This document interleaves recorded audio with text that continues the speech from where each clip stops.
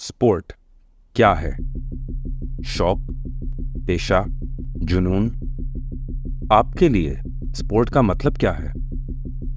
पाकिस्तान के लिए स्पोर्ट का मतलब है क्रिकेट। हमने 1975 से अब तक 13 वर्ल्ड कप्स खेले हैं, लेकिन सिर्फ एक वर्ल्ड कप था जो पाकिस्तान घर लेके आया। वर्ल्ड कप तो बस एक ही था, 1992। एक सितारों भरी टीम और उन सब पे हुक्मरान एक कप्तान, Imran Khan.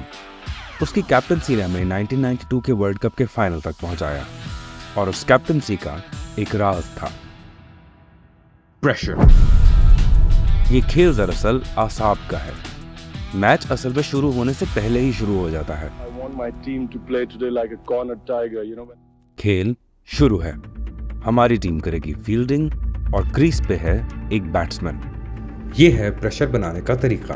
4 steps. Fielding set करें, जातियात पर उतरें, हमला करें और अपील का शोर मचा दें। ऊपर उठी अंपायर की उंगली और आउट हो गया बैट्समैन। ये खेल असल में जहनी दबाव का खेल है। क्रिकेट की तरह सब खेल प्रेशर की हिकमत अमली इस्तेमाल करते हैं, क्योंकि सब ने तमाशाइयों को एंटरटेन करना है।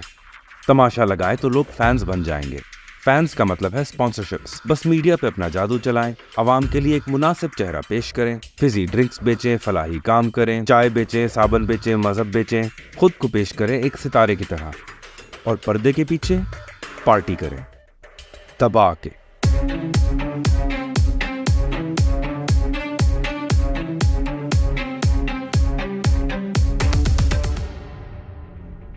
स्पोर्ट क्या है? स्पोर्ट है एक शुगल। स्पोर्ट्स में आप एक हुजूम है, एक गाहक, लेकिन आपका काम सिर्फ एंटरटेन होना है। टीम आपके वोटों से नहीं बनती। क्रिकेट में कोई जमहूरियत नहीं होती। खिलाड़ी सिलेक्ट किए जाते हैं, इलेक्ट नहीं। खिलाड़ी की परफॉर्मेंस के जिम्मेदार सिलेक्टर्स होते हैं, आप नहीं। आपका काम सिर्फ एंटरटेन होना है। हमारी टीम जीते तो हम जश्न मनाते हैं, और हमारी टीम हार जाए तो हम गुस्सा करते हैं। वक्त बदल दिया, जज्बात बदल दिए, जिंदगी बदल दी। लेकिन आखिरकार क्रिकेट है तो बस एक स्पोर्ट। आप एक मैच हार गए तो हकीकत में तो कुछ नहीं बिगड़ा, एक मैच ही तो था। जिंदगी रुक तो नहीं गई। एंटरटेनमेंट ड्रामा है। क्रिकेट में ड्रामा प्रेशर है। प्रेशर बढ़ाते जाएं और जीतते जाएं। 4 स्टेप्स। फील्डिंग सेट करें, जातियात पर उतरें, हमला करें और अपील का शोर मचा दें। दोहराते जाएं और जीतते जाएं।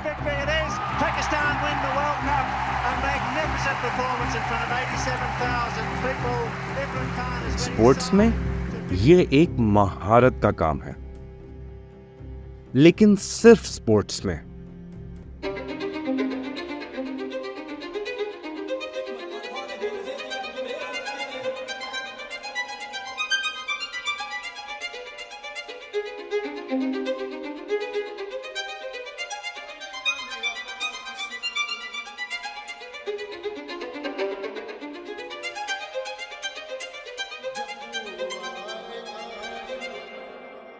क्या सियासत कोई स्पोर्ट है?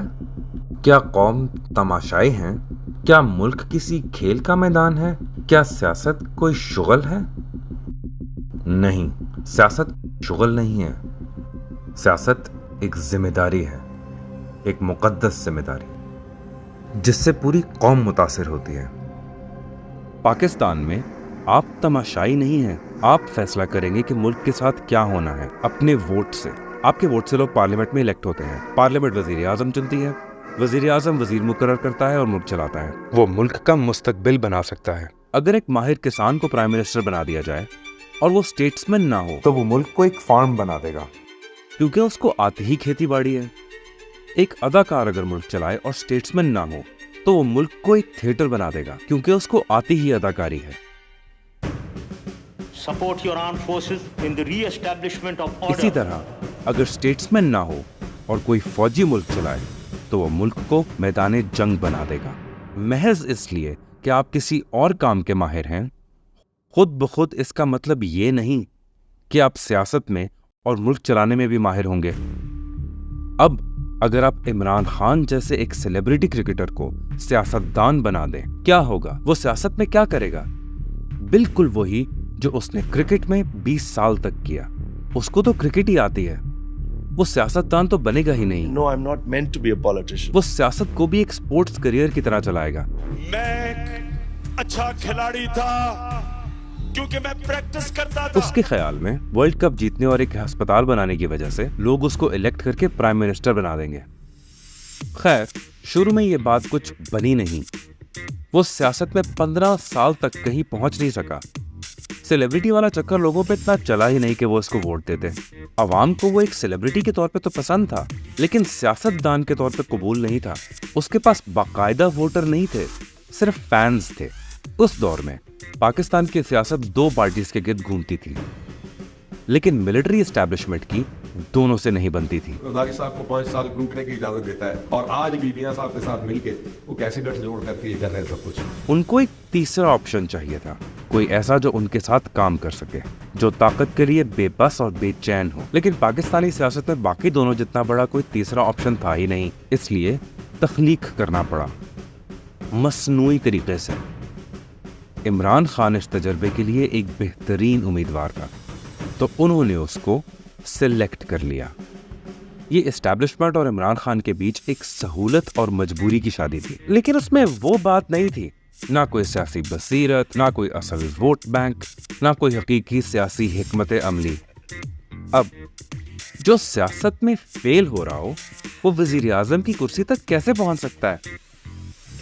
नहीं पहुंच सकता, खुद से तो नहीं। तभी तो उसको एक प्रोजेक्ट के तौर पे गोद लेना पड़ा। सेलेक्टर्स का एक प्रोजेक्ट, एक प्लेबॉय क्रिकेटर और नाकाम सियासतदान को मसनूई तौर पर जल्द अज जल्द एक कौमी सियासी सुपरस्टार बनाना था।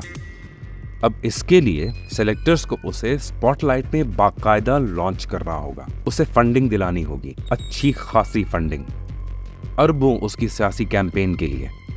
और फिर देखें बैरूनी फंडिंग कैसे बहती है। उसको हुजूम और मीडिया कवरेज देनी होगी, जलसों, धरनों, पार्टियों और कॉन्सर्ट्स के लिए।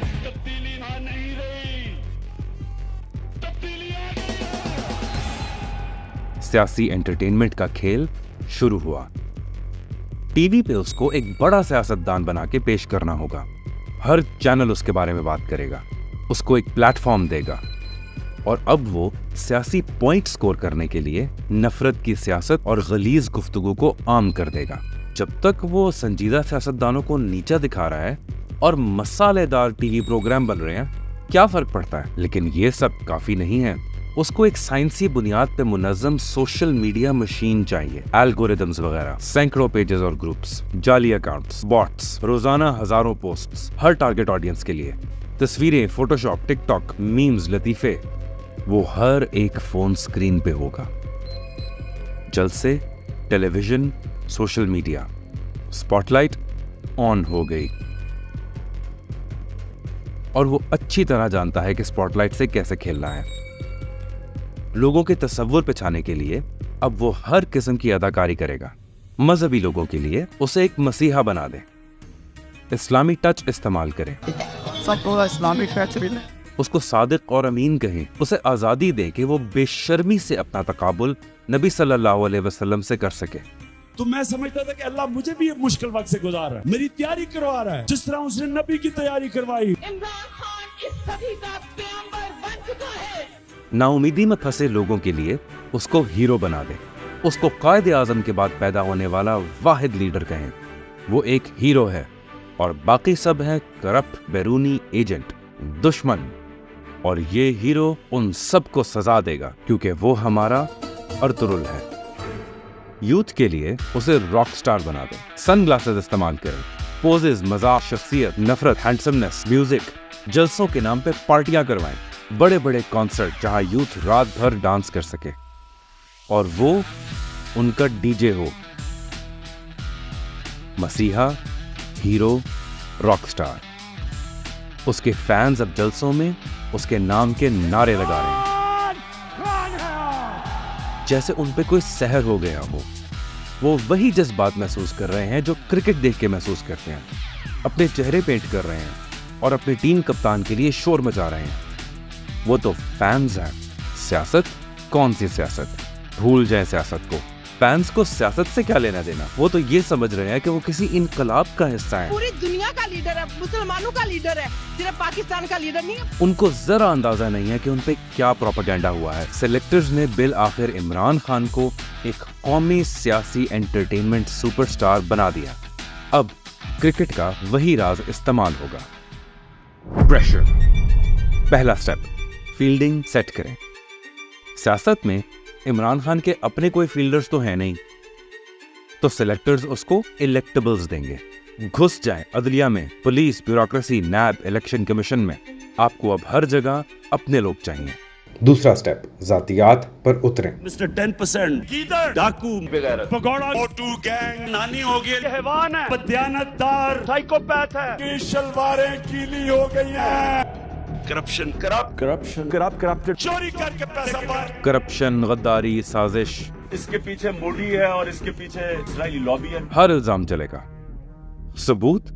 कौन सा सबूत? सबूत की क्या जरूरत है? फील्डर्स और फैंस भी अब यही करेंगे। 10% चोरों, झूठे, बेशरम चोर, वाली सिसली माफिया काम पे टांग रही है।